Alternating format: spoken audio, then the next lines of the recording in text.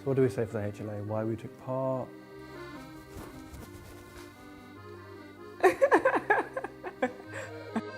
Don't move chin. It's alright, I'm just going to stop. Just when you end it. Don't look away. Yeah, That is not going anywhere. Just another day at the office.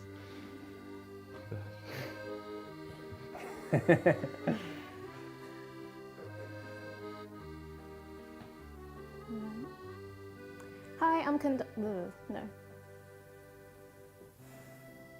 Most important thing is what I've learned from the HLA and adapting it and moving forward and making sure, you know, I make use of it.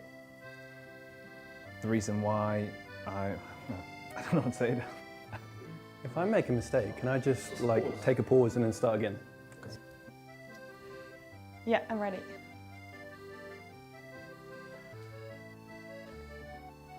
I don't know what to say. Don't record this. I've really enjoyed it. I've learned so much, and I've really benefited from. Oh God, what have I benefited from? Oh. Okay. Is that it's been a fantastic. Oh no, I've lost it. Can you give me a countdown? I don't know how much to gesticulate. How much? He's quite a mellow person. I don't know. I'm ready. Thank you.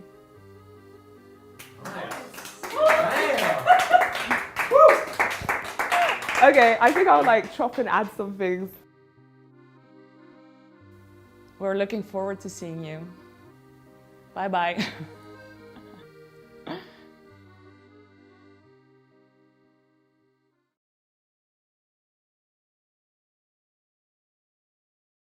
Hello, welcome to HLA Live.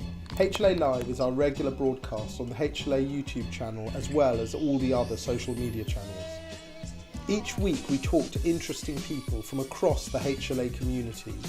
Good evening, everyone. I am really excited to be chairing tonight's meeting. Hi, I'm Rosie Spooner and I'm hosting HLA Live this Wednesday. And I'm an HLA Scholar, and I'm also going to be your host this evening. To share with us their ideas and their innovations and hopefully bring them to a global audience. Quite quick, we have ideas, let's do this, let's do that. So many of the topics come from our community, with scholars and faculty expressing an interest in many of the discussions that we're about to have. Hello everyone, and welcome to the HLA Live session on widening participation in the postgraduate realm. Homelessness and health.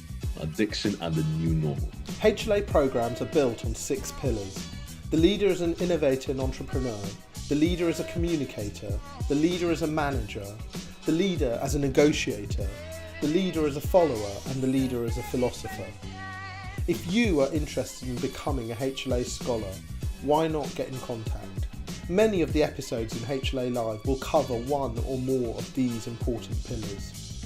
The HLA team consists of Pedra, Eamon, Tim, Riddy, Alistair, Adil and Trisha, and a range of other HLA scholars and faculty.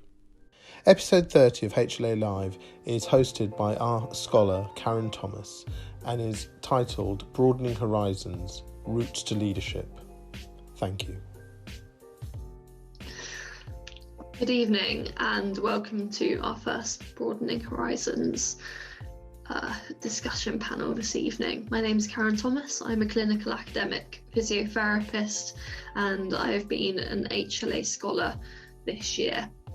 I thought this would be a really nice opportunity for us to get different disciplines together in the same room or virtual room to discuss some really key topics. So we're going to start with leadership more generally and the route up to leadership. I myself have taken a slightly different route. I've done a PhD very early on in my career and tried to kind of find the route between the clinical work and academic work, moving up through my career. So tonight is going to be looking at role models, influences, and also if the system helps or hinders us. We have 4 amazing speakers here from a range of professions. So I'll just run through them quickly before we get going. So I'll start with Dr. Tom Foley, who is a consultant psychiatrist, but very early on in his medical career, he made use of his multiple other degrees before going into medicine, and has influenced policy, academia. He's been in consultancy, and he's become a leading psychiatrist as well. So I think he'll have some really nice insights from a medical perspective.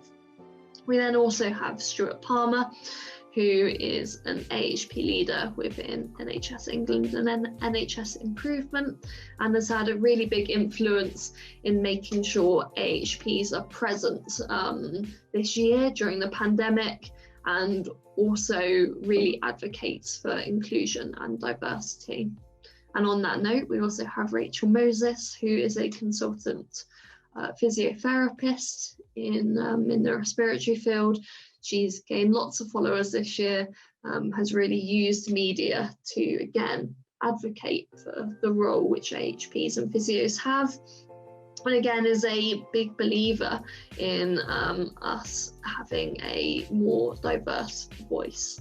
And then last but absolutely not least, we have Will Broughton, who's a paramedic, founded the first paramedic College of Paramedics Student Society, and started the first student conference. But that is probably the lowest of his credentials. He's also a professor, an educator, and again, you may recognise his name as he has had a big media presence this year, advocating for what the paramedics are doing during this pandemic.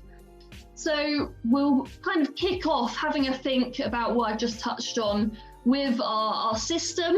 So the first question is, does the current, NHS, the current healthcare system in the UK work in a way that allows variation from what is considered the standardised pathway? You may all have thoughts on what that is. And then I guess thinking about your own careers, is there a time where you've taken an opportunity that was seen as a little bit of a diversion? Yeah, great. So I suppose looking at it specifically from an AHP perspective, does the current system work in a way that allows variation from what is considered the standard pathway? Tricky to define what that standard pathway would be, which probably answers that question. But I think from our research, historically, the NHS is really set up to drive forward the careers of maybe the bigger professions, and that's very much a focus on the medical model. So a culture of developing that. I think it's changing though, and I think the people plan lays out brilliantly the template for changing that. So much more equality across opportunities for development. We're changing things around, for example, historical job descriptions that require a certain registration. So, what we're looking at more now is, what skills, experience does the role need, not so much the professional stamp or registration. So who is going to do the best job for the people and the populations that we serve. So I think it is changing, definitely. So it probably is allowing much more variation. I suppose for me, it's about looking now internally at, do we look for that? What do we look for when we come out of and we qualify? Because we have to look up, don't we, as well? So we can assume that it's not there, but actually in a lot of cases it is there. And it's potentially about challenging some of those old historical barriers around job descriptions that are shut down to specific professions, etc. So you might have heard me say before, ask the question, just apply, see what happens. So I think it is absolutely changing. Is there a time that comes to mind for me where I took a diverting opportunity? Yeah, so absolutely. So I was working in MSK physiotherapy, so I'm a physiotherapist by profession, and I was kind of wondering about what to do, and I could kind of see this advanced practice route, or I could see a kind of managerial operational route, and then I saw a job come up at the professional body, so specifically working in policy, and I applied. It was a bit of a leap of faith for me, and I applied and kind of set myself off into a world of policy, healthcare, and added lots of strings to my bow from that experience. So yeah, that was quite a leap of faith for me. But it seems to have worked out. So it's given me a lot of lenses and perspectives on the healthcare system that I wouldn't have had before. So yeah, I hope that answers or goes some way to answering the question. Yeah, that's great. Thank you, Stuart. And I'm sure we're going to touch on the job descriptions and, challenging the status quo a bit more as we go through. So wondering, Racheal, as a fellow physiotherapist, if you had any thoughts. So if we think about leadership in terms of is there a pathway, then it depends, I suppose, how you define leadership, doesn't it? If you talk about clinical leadership, there's a very clearly defined career pathway you can take amongst the allied health professionals, which is it's just the same, isn't it? You graduate, you do your band 5, 6, 7 jobs, and then depending on what's available in your speciality, there might be, extended scope practitioner jobs, advanced practice posts as we now call them, or consultant posts, or you, like Stuart said, you make a decision at that point whether you go into a management role or you want to go into a clinical leadership role. Other professions have it much better. I think a much better pathway, for example, medicine and consultants, and to some degree my nursing colleagues, probably, as Stuart said, they're just bigger professions. They've got more people working on this. They've got more people working in development roles. And collectively, the work we're doing amongst the allied professions over the last 5 years with the AHP leadership team is probably starting to show, because we're now doing things more as a collaborative. With that provides opportunities.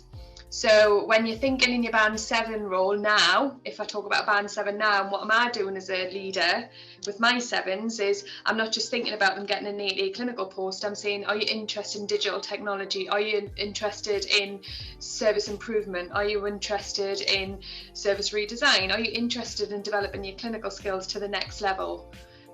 So there's many different avenues there that they didn't have when I was making those decisions.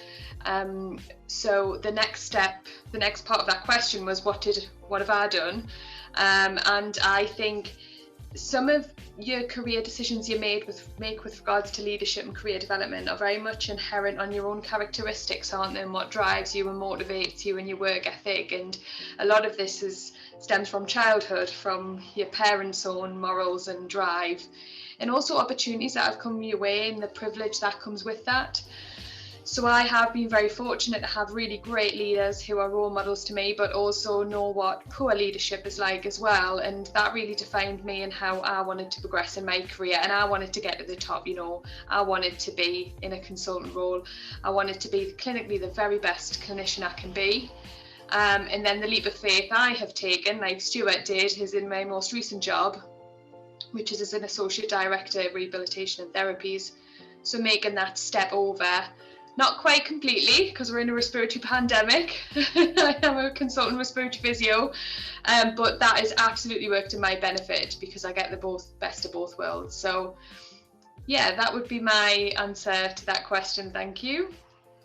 I actually think, Tom, maybe if we come to you next, because I think there's probably some points Racheal made there, which you might have some thoughts on, I guess, both from we were talking about the bigger professions, so your experience as a medic, and then also I'd be interested if you were supported when, I know you took a few different routes after qualifying, if you were supported in those or if those were very much self-driven. Thanks, Karen. Yeah, it's really interesting hearing everyone else's reflections. And I think, well, first of all, I should start off by apologising that I'm sitting in the dark here. I had an emergency patient right at the end of the day and I couldn't quite make it home. So I'm sitting in a lay-by in my car. So that's why I'm in the dark. But yeah, really interesting. And I think medicine is one of those professions that has a really well-defined career pathway, and you kind of get on this kind of conveyor belt at the medical student stage, and if you don't get off or do something else, you sort of drop off as a GP or a consultant at the end of it. And that has a lot of advantages, and I think there's a lot of really good points about that in terms of the security and the quality of the training and the opportunity for improvement in all of those things, and I suppose the security of it all as well. But it has a lot of drawbacks as well, because if you try to get off that conveyor belt at any point, you can meet with a lot of resistance, and that's, I suppose, something that I've kind of experienced myself. So thinking about that kind of ties into your second part of the question about an opportunity that I've kind of taken. And I applied for a job at NHS Digital when I was still a trainee, and I had a couple of years left on my training program. I applied for the job anyway, and I got the job. But then I had to approach the training program and ask them to let me out part-time, to go part-time as a trainee. And you really then find out who are the really supportive, important people in your career, and some people can really make a big difference. And for example, my training program director really went out of his way to make the case for me to be allowed out. And there was a lot of computer says no moments where people just said, it's not allowed, you can't do it, it won't work, why don't you finish your training, now these opportunities will come up again, and loads of stuff like that. But I kind of persevered with it, and because of that program training director helping me out, I was able to push it through eventually, and it did work, and I was able to do it, and I worked part-time, and it gave me insights into the clinical role that I wouldn't have otherwise had. It gave me opportunities to develop leadership skills and management skills and political insights and all of those things that then turned out to be really like the opportunity of a lifetime in many ways. So I think it can be difficult, but it's really important to find people who will support you. And I suppose that's where it becomes important to kind of build a bit of a network locally around you as well, of people who will kind of speak on your behalf. And I think not just locally, but there were moments where there was the Royal College said, no, you can't do this won't fit or whatever. And it was knowing people who were prepared to kind of stand up for me then that really made the difference. So I think you can do it. I think there are lots of opportunities now. I think, as Racheal said, many more now than there were, even a few years ago. There's opportunities. So I suppose sort of things where you're not quite leaving your training program, but you're going off and doing something a little bit different, like fellowships. For example, I did a fellowship where you take a year out, and I found that fantastic. But then you secured your place on the way back. There's opportunities like the one at NHS Digital I talked about, where, what they call arm's length bodies, it's sort of central government organizations, which are, great as well. And then, you can do things that are a bit more radical, like going off and forming a startup company, or working at a startup company, or, taking a job in somewhere else, and then there are well recognized roles in academia as well that allow you to kind of take a slightly different route. So I think there's lots of ways to do it. They're not always easy to achieve, but generally don't accept no for an answer would be my advice, and just keep pushing on it, because usually there's no good reason why you can't do the things that you want to do. Yeah, no, that's really good insight. Will, I guess there's probably quite a few things you relate to there. I'm thinking where you starting the student paramedic society, and that not existing, and then it doing really well. I'd be interested if you had people who supported you there, or if they pushed back on that. And then also, as Tom was saying there, around the academia and how you found going down that maybe slightly different route. Yeah, no, definitely. It's when I was trying to think about an answer to the standard, I was thinking of more of a historical perspective in the ambulance service and for paramedics, where there was a very standard pathway, which was that you became a paramedic and then the next thing that you did was went into a management position, because there weren't specialist practice roles, there weren't advanced practice roles. It was, you could be a team leader and line manage people and kind of go into very much a management track, or you could stay as a paramedic. And now the scope of opportunities is so much wider than it ever has been, but still picking up on Stuart's point about the job description, still I think sometimes we see things that are written in job descriptions that put people off and think, oh well, I don't meet that one criteria that's in the essential column, so they don't put the application in. And that's such a shame, because there's probably other people that don't meet other criteria that still apply and probably still get interviewed because they've got a good application. But so there's something around either changing the job descriptions or making people a bit more confident to just put that application in and see what happens. To pick up on the student paramedic society example, that was kind of creating an opportunity really that myself and a couple of other undergraduate students in the final year of our program thought, well, other people seem to have societies and there doesn't seem to be a paramedic one, either at our university or anywhere else. So we set one up and we tried to go big really. So we went quite quickly into running a conference that sold out to 300 students that came from all over the country to our little conference centre in Hatfield, and it was fantastic. But were we supported? I think it was half and half. We were supported very much by the academic team at the university to kind of help us find some speakers and get things moving. Where we weren't necessarily supported was in some of the finances. So we ended up ordering the conference bags on credit cards and things like that, hoping that people would buy tickets. And then we paid it off at the end, and it all worked very well. But there was a risk that had to be taken to kind of create that opportunity. And we're glad that we did, because it's now been a kind of annual event for the last few years. Just the final point I'll make, that Tom, you must have seen what I'd written down about taking an opportunity in the private sector. So that was my leap of faith about 4 and a bit years ago, that I resigned from a full-time academic job and went to work for a startup who were trying to do some education. And within a few months, we'd been contacted by somebody in Sri Lanka to go and help them set up a training program for their ambulance service. So a couple of us went out and we did that, and we taught, I think it was about 100 ambulance staff in Sri Lanka for 2 weeks, and all of that was another kind of leap of faith really, and just seeking out an opportunity, saying yes, that looks interesting, I'll go and do it.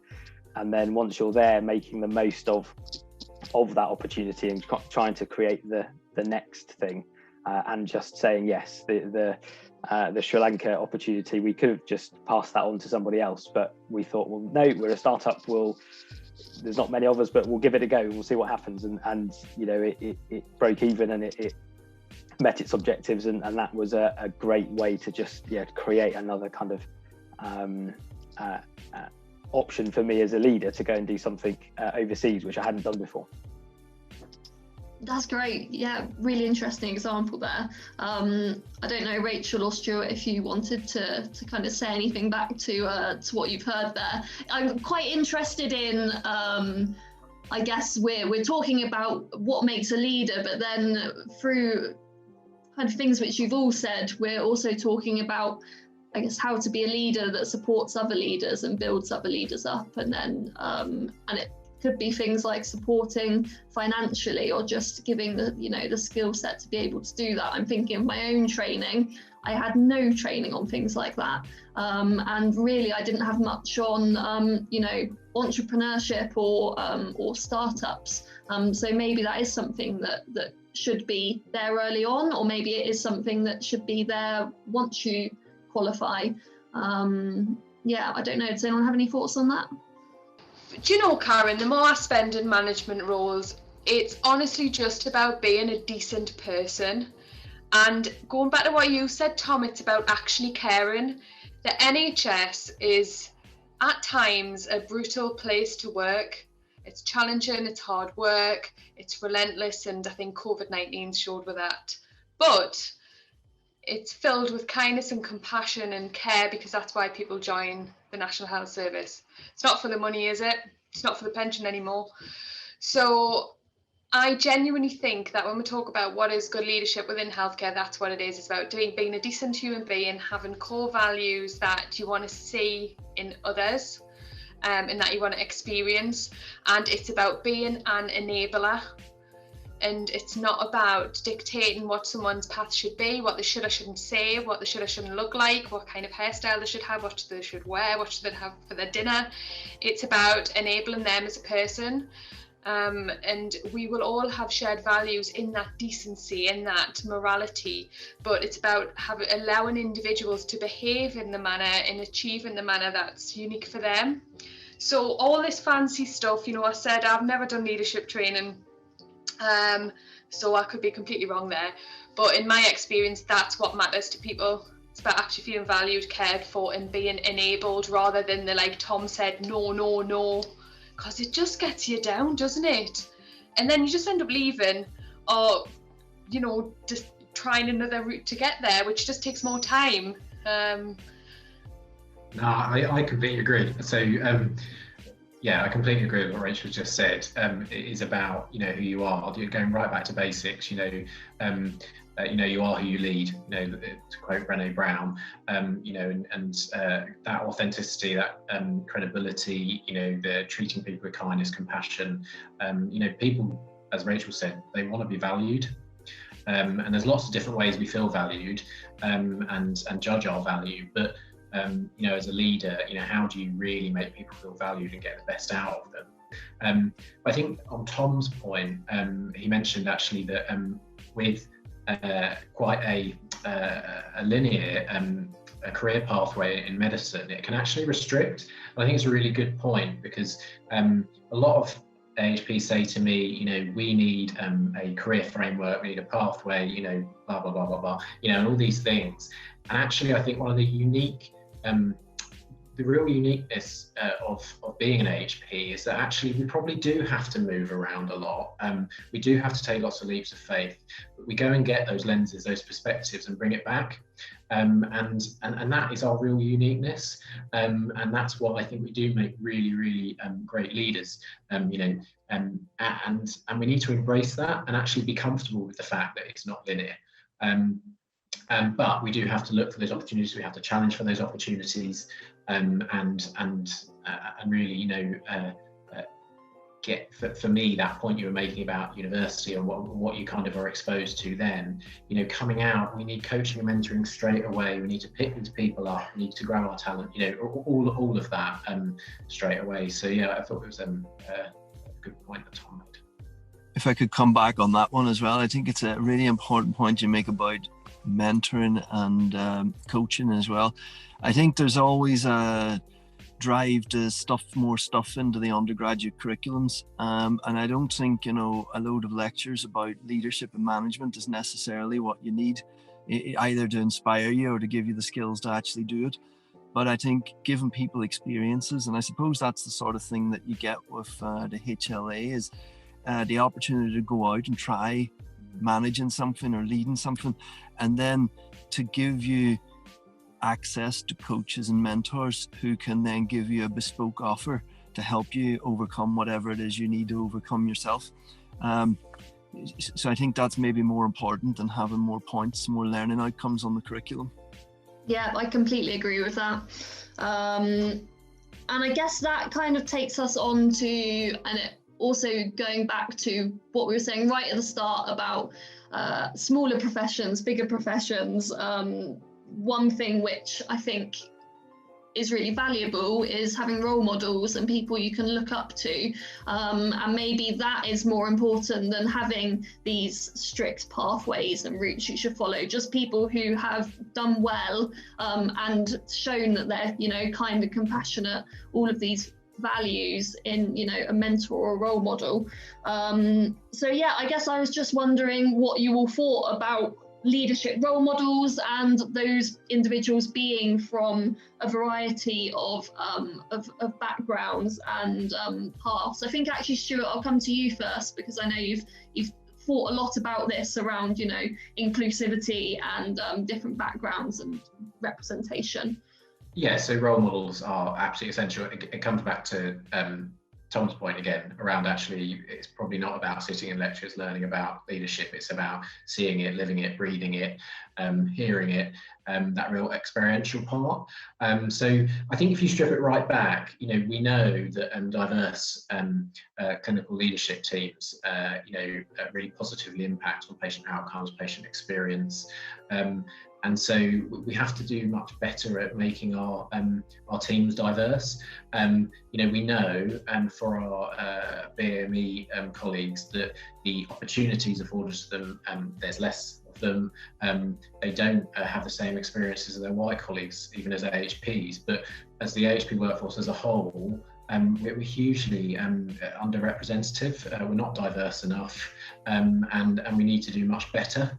So there is a big program of work looking at that specifically, and obviously Racheal is had some absolutely brilliant series of podcasts just to promote that, Racheal, but really kind of highlighting the different aspects of diversity and the richness and insight that it brings. But the fact is that our many of our colleagues don't have the same day-to-day experience as others, purely based on the colour of their skin or their gender or their sexuality, and it's absolutely not good enough, because if you can't be yourself, then you're never going to be able to be the person you want to be, work in the way you want to work, and really be the best for your patients, the people we serve. So I think role modelling is key, and for example, we don't role model, we don't profile our BAME AHPs enough, and it's a simple fact, and we have to change that.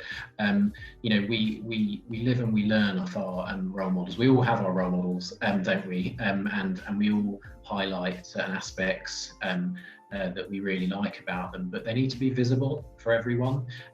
So we're all talking here, and it's great, isn't it, that we're in this room talking, and I think Twitter's an interesting place for sharing, but to share profile, to share different routes, if you don't know it happens. If you don't know it exists, if you don't know that it can be done, then when I came out of university and kind of went in, I just thought I'm going to go for it. I'm going to, as Racheal said, I'm going to go and be, the best I can be clinically. I didn't even realise there was a world outside of clinical.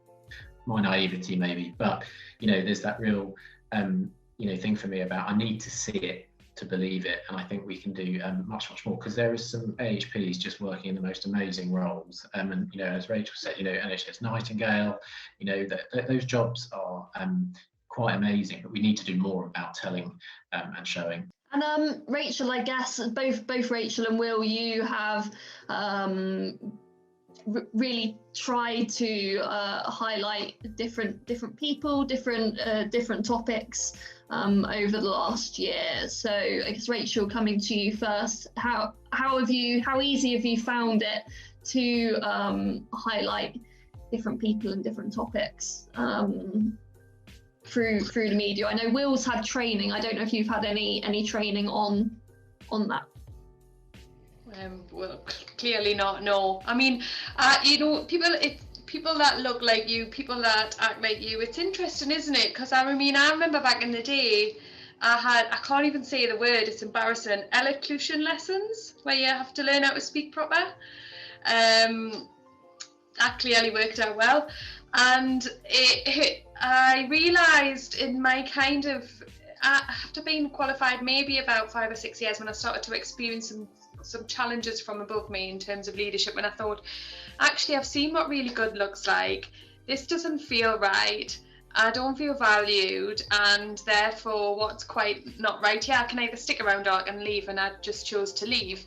Then I started to look for people like role models, if I go back to that question point about people that just had those shared values and people that I aspire to be like. But I did realise only in the past probably 8 years, when I've been on my own understanding of culture, diversity, what that means, how I can be more inclusive, that looked like me, but they were maybe a bit posher or a bit cleverer or a bit more confident, or and that was a real eye-opener for me, because I thought, why is that? And it was just because of the society. It was how, the upbringing, where being brought up, it wasn't a very diverse area. And I think because of the route that I'd taken, when I moved to a hospital in Tooting, in St George's, I really had my eyes opened, and I thought this is an opportunity to learn and increase my understanding. And that's exactly what I've done, and I'm so grateful I did. And I had an amazing mentor, going back to mentorship. He was an Asian physiotherapist, and then also had LGBTQI+ mentor at the time as well. And 2 mentors. I was very lucky because I haven't got much patience sometimes. I wanted to learn a bit quicker, and then I've never stopped having mentors after that from just a variety of people. So going back to Stuart's point in terms of where the podcast started, it was very much, I realised, because I'd been on that journey with myself and with my diversity, understanding, I realised we had to do something, we had to do it now, but I don't think everyone was quite there with me. So when I reached out and said, look, I've got this idea about the podcast, they were like, no way, it's absolutely rubbish. That's really, don't know if that'll work, it's a bit dangerous. But then I got a couple of people on board, and they were like, yes, and we talked about it and talked how we could make it work. And it wasn't about me, it wasn't about like what I've achieved, it was about us as a collective. And then the hardest thing was getting some of the AHP leaders on board, wasn't it, Stuart? But we did, and they were amazing. And then we got some of the professional body leads on, and that was challenging, but we didn't give up, and that was amazing. So, and then the cycle continues, isn't it? I mean, look at the panel tonight. We're not quite white heteronormative, but there's something in itself, isn't it, in terms of doing better, making sure we have diversity on things like this all of the time as a standard. And that means reaching out to people who might not know, and that's where Stuart says the connections have to be there, because this has to be embedded in everything that we do now. I suppose I helpfully would also look at the kind of diversity and variety of backgrounds from a slightly different perspective, in terms of what those role models have done with their career. So regardless of who they might be, what have they done to get to the position that they're in now, and what's their what's their range been like in from the point of qualification, or indeed if they had a career before they joined the health service. So we know that lots and lots of people come into health having already had a career, and sometimes fantastic careers doing something else. And so those people have an awful lot to bring to not just their clinical role, but also probably that leadership role as well, because that when people come in from even just from a different organization in health, but certainly when you meet and have conversations with people who don't have a health background, they offer such valuable and such rich perspectives on sometimes what we're doing in health and how we could do it slightly differently, slightly better, or just challenging challenging things that have been considered normal for sometimes decades, because that's just how we've always done things in that ambulance station or in that ward. And it's for me, it's having not just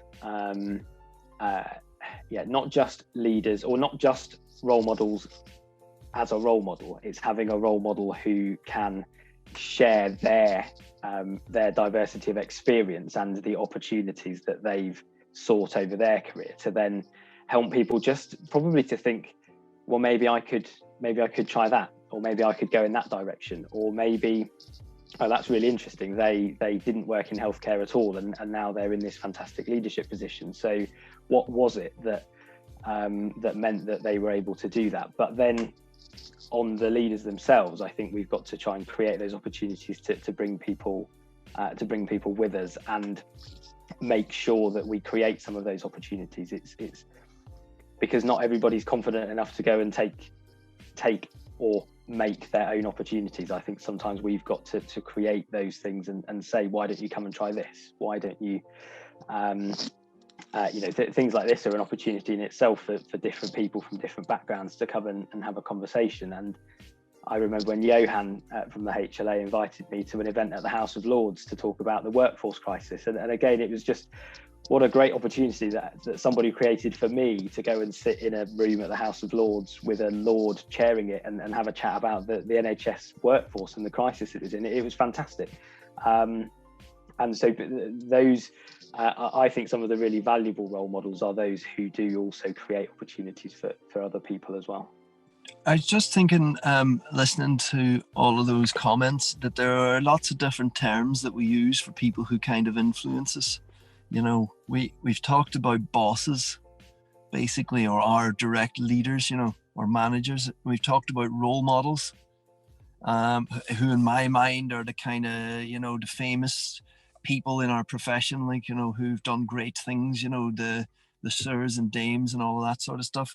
And then, you know, we talk about mentors, who are kind of people who are maybe a bit further on. They might not be the, you know, one of the superstars, but they might be somebody who's done something that's more within reach within the next few years, you know. And I think it's important because, you know, there's no point having a superstar as a mentor, you know, where their kind of experience is so different from yours. You know, valuable to have them there as somebody, you know, but you know, maybe they're not telling you about what to do for your next 2 steps on your career ladder.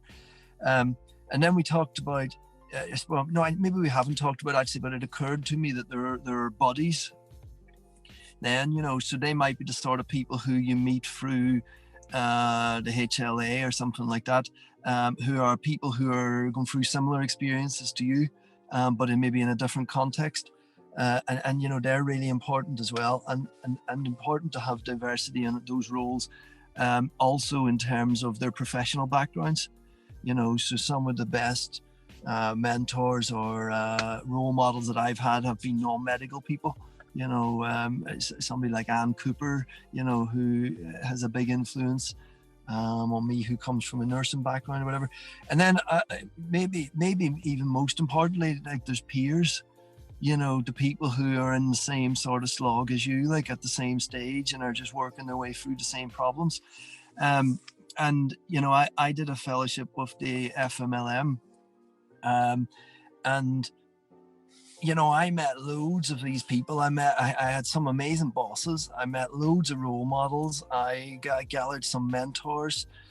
But the most important thing I took away from that experience was a group of peers, you know, and it's like 8 or 9 years later now, and I'm still in touch with them every day, literally every day on WhatsApp, on our WhatsApp group. You know, we're still chatting away, and, you know, I can run things past them, and they've grown in their careers at the same sort of stage as me, but have gone and diversified into all sorts of different areas. So there's lots of different roles, you know, and it's not all about focusing on one particular type, maybe. And I think also, Tom, thinking about the last year as well, something again that the HLA has been quite good for has been being able to link with peers in a virtual way. And even though I've been the only AHP in my little cohort, it's been really useful to speak to medics who are, you know, about to qualify or who have just started, just because they have different takes on things we discuss. And also I'm in the Amsterdam cohort, so I found out, you know, about completely different healthcare systems, which again has actually been really valuable. Yeah, no, so I completely agree with that. And I guess just to bring all of that together, we've spoken about all of these different groups of people who are really valuable. What do you all think would be good to see in, say, 5 years' time across all of our professions in terms of representation? We've kind of covered that, pathways, and then just thinking about our listeners who are going to be from a variety of different backgrounds, probably all fairly early career. What takeaway points you might have for them from this, thinking again about the title, which was different routes to being a leader? Maybe I'll start with the last thing. I mean, my key takeaway point, I think, is don't take no for an answer. If you really want to do something and you think it's a reasonable thing to do, and it isn't obviously going to cause major problems in the delivery of your service or whatever it is you're working, then don't take no for an answer when you ask to be allowed to do something. Often it'll mean that somebody has to fill in an extra form, or somebody has to go and make some representation or whatever, and that often results in the answer being no, you can't do that, or nobody's ever done that before, or whatever. And just keep pushing at it would be my advice, within reason, of course, because sometimes it's just not appropriate for you to go and take a sabbatical in the middle of a pandemic or something like that. If enough people you respect tell you it's not reasonable, then you probably should reconsider, but certainly don't take no for an answer easily, would be the key point. Maybe another takeaway might be to, don't be afraid to reach out to other people who are doing interesting things that you think you might like to be doing, no matter how senior they are, because I've done that lots of times in my career and been really pleasantly surprised at how generous people have been with their time. And having become, for some people, a mentor myself, I actually find it a really enjoyable and rewarding thing to do, so don't feel that you're taking something from them, and to feel guilty about it or anything. You're probably there, might be getting more out of it than you are in some cases. In terms of pathways, I think I think there are a lot of pathways already. Maybe there could be even more, and the trend does feel like there are more and more alternative pathways, and I think that's a good thing. But I think also there's something nice about finding your own pathway and kind of hammering your way through it. And there's something to be learned about setting up a new pathway by yourself, that you don't get from just applying for, say, a fellowship or something that looks almost like a job. Because really that's just like a branch on the conveyor belt. Whereas if you really need to go out and make the pathway up yourself, then you've learned a lot just from doing that, regardless of how it works out in the end up. So I think more pathways great, but also, it's good to have some kind of off-piste opportunities as well. And, for representation, I think, diversity can only be a positive thing, and I think that applies in all of the kind of standard characteristics of diversity that we talk about in terms of society as a whole. But within healthcare, it also applies to diversity of professional backgrounds, and as you've mentioned, international experience and everything. The more perspectives you can have on something, then the better, as far as I'm concerned. So they would be my 3 points. Great, thanks, Tom. And Will, coming to you. Yeah, I think in terms of pathways, there is definitely an argument for, and my takeaway point was going to be about making opportunities and not always waiting for them to come along. But if you want to do something, then get in touch with people, write to people, direct message them on Twitter, and just make an opportunity, or try and arrange a meeting with someone and just see what happens, because you don't know where it will lead until you try it. In terms of the pathways that I would like to see, certainly for AHPs, would probably be opening up or having opportunities for some of those pathways that we do see in medicine. So where there are fellowships, where there are sort of national clinical advisors for this or that are always a medical appointment, wouldn't it be great to see some AHPs doing some of the advising some of the clinical directors and some of the medical directors a bit more often? I know it happens, but it doesn't seem to happen often enough, and it's I've been really fortunate to have an opportunity to go and represent paramedics and ambulance services on the national paediatric early warning score project, and it's great, but it's entirely medically led. So there's great representation from I think I'm the AHP representation on that project. There is some representation from nursing, but it's for me, it's seeing, I'd love to be able to apply to be a national clinical fellow for paediatrics for 6 months, and go and do some stuff with NHS England and see what I can do for children that are being seen by the ambulance service. But I don't know that I can create that opportunity for myself, because somebody probably needs to write a job description at some point. But I can certainly ask the question at least, and then see if we can, start creating some of these opportunities for people to follow those pathways that are commonplace in some professions, but not necessarily as common in others. I love those 2 points, and I was torn, Will, before you've just spoken about what I was going to say, but I'm just going to say now what the second choice. I think, will the new leaders coming through with these new pathways and these new skills be able to challenge in a really clever way? Maybe that I'd have yet to learn that skill. Potentially, maybe the things that Stuart and the national team are doing around like leadership and, and the healthcare in general, about holding people to account. So, that would be another angle to come in there, would be like, how can we create those opportunities, but also hold people to account that are in those roles that don't share the same core values as the next generation coming through, because they are out there, I'm afraid. Could I just come in on that one as well, because that's just sparked off a thought with me, actually, because it's a really important thing.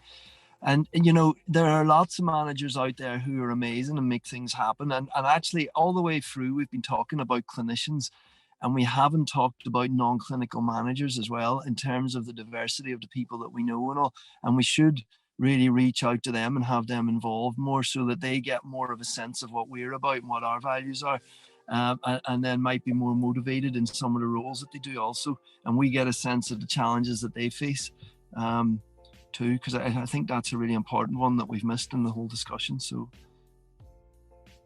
me then, I'll follow Racheal. Excellent, thanks Racheal. So I think, where to start? Tom, that's a good point as well about non-clinical managers. So we have one of the most, the largest and successful graduate management training schemes in the world, and obviously a lot of them are non-clinical, and I think that adds to the diversity of our teams, especially professional diversity of the teams. But that's a completely other conversation, I think, that we could talk about for ages. But what would I say in 5 years' time? So in 5 years' time, in terms of representation, so I will aim that fully intended and focused at the diversity of our AHP workforce. So in 5 years' time, that has to be much, much better. It is not good enough at the moment. We will, by increasing that diversity, really challenging it and growing it, we will grow our talent, we will grow our role models. Everything we've spoken about tonight feels like a lot of it hinges around that. So I think that's a real target. The model employer targets released by RES, everyone should be aware of them. All of our chief AHPs should be aware of them and really driving them. Key takeaway points. So that everyone said everything really. Key takeaway. I think you've got to, token phrase, but look outside the box in terms of, if you can't get some kind of experience inside the NHS, where can you get it from? And I'm thinking about governor roles, trustee roles, non-executive director roles, loads of different things out there, treasurer roles, all of those things from societies that we might take for granted, but actually it really starts to paint a lovely kind of portfolio of experience. There is something for me around what Will was saying. So we have fellowships, hoping to grow and grow them, grow the number of them. But you've got to apply. You have to apply. It's a leap of faith. We so often I have conversations. Oh well, I didn't apply because of it asked for this, or I didn't apply. Will made that point earlier. But you've got to put your name in the hat and find that mentor, that coach. We've all mentioned at some point, I think, a leap of faith. Who's going to be there to pick you up if you don't make it? Because you're not always going to make it. And that for me as a mentor, really there to catch you and help you see what's next. I think in the next 5 years, obviously with the integration, the move to integration, there's going to be masses of opportunities that didn't exist before. The way commissioning is going to be done is going to change. The way that the integrated care systems come together and work, all going to offer massive opportunities for really quite diverse roles, transformation roles, things that really I would say, the allied health professions have a real unique take on and lens on. So I think there's huge opportunity, but yeah, that would be my takeaway. Lots to do, without doubt, but I think it is about taking that leap of faith. But would just caution on, I think, Tom, you said this, but that rocking the boat, the Helen Bevan, rock the boat, but make sure you don't fall out the other side. There's a really fine line. I think Racheal could probably talk more about that. But how you, how you really influence, being a consultant physio, working with consultants, how do you influence those incredibly powerful people in the organisation without, walking out the door at the same time? If I could just add a little bit on the end there, I think there's also a real need to know and acknowledge that sometimes you won't get it quite right, and sometimes you'll send an email to someone and it won't land very well, and they might phone you up and say that didn't land very well. And I've certainly had a couple of those in my time as a trustee at the College of Paramedics, where I've sent things because I was passionate about it, and that passion has been misinterpreted at the other end, and then I've had to make a couple of phone calls to apologise to people and say, well, that wasn't what I meant by what I put in the email. I was clearly very passionate about what I was writing. And so that's a bit of growth in itself, of being able to make mistakes. And we've had a couple of quotes from different people, and one that I have up on the wall at my office is, failure is simply the opportunity to begin again, but this time more intelligently, which I think was Henry Ford. And I think you've got to be prepared to make mistakes and fail, and not do things quite right, or not do things in a way that other people might see as the normal way to go about it. But that's okay, because that's experience and value in itself, that sending an email and having to apologise for it. Well, everybody will have done that, I think, at some point in their life, and it's seeing that as then an opportunity to grow and do something more differently. So I'd add that as my second kind of takeaway message, is just don't be worried about getting it wrong, or contacting the wrong person, or sending the wrong thing to the wrong people, because those are opportunities in themselves for you to grow as an individual, and then take that into the next position. And I know from the times that I've done that, and the conversations that I've had with my chair and the chief exec at the college, who have said, probably shouldn't have said it like that, or probably could have done it a bit differently. I now take much more opportunity to listen and reflect on what people are saying, to then come in and make a suggestion, or think about an opportunity that I want to create for somebody, without just kind of sending an email off to 25 people and saying, why haven't we done this yet? There's a slightly better way of going about it, but that's part of the journey to becoming a leader, and knowing how to approach those things in order to get things done. And sometimes it won't always be on your timeline, but that doesn't mean to give up. It just means you might have to go about it slightly differently. Great, thank you, Will. I guess just to sum up, I realised I hadn't really even introduced myself at the start of this, but when I qualified as a physio, I made the decision to go off and do a PhD straight after, which was a bit of a rogue move. But then that opportunity only came about because I had been on Twitter, and I'd followed people I was interested in from a research perspective, which was different to many of my colleagues. So I guess for people listening, this is also a good plug. There's going to be a tweet chat straight after this. So get onto Twitter, and possibly other people who've been listening might feel some of these things we've been speaking about might be from a diverse background, qualified in different areas from different parts of the country. So this is a good opportunity to, I guess, seek out opportunities right from the get-go. Lovely. I will leave it there then. Thank you, everyone, for speaking. I think this has been really good, and we've taken it in lots of different directions, all really valuable. And thank you, everyone, for listening. Thanks. Thanks, everyone. Thank you to everyone that made tonight's episode possible. Whenever our scholars are thinking about complex problems facing our health systems, we encourage them to think about how they make significant change in the world of healthcare. We are incredibly lucky to have some incredible scholars in the HLA. They use the HLA as a platform to take their ideas and bring them to fruition.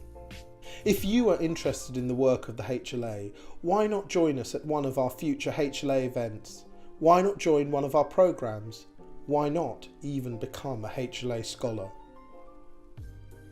Thank you for joining us. My name is Johan Marliner, the Director of the HLA, and it's a good night from all of us.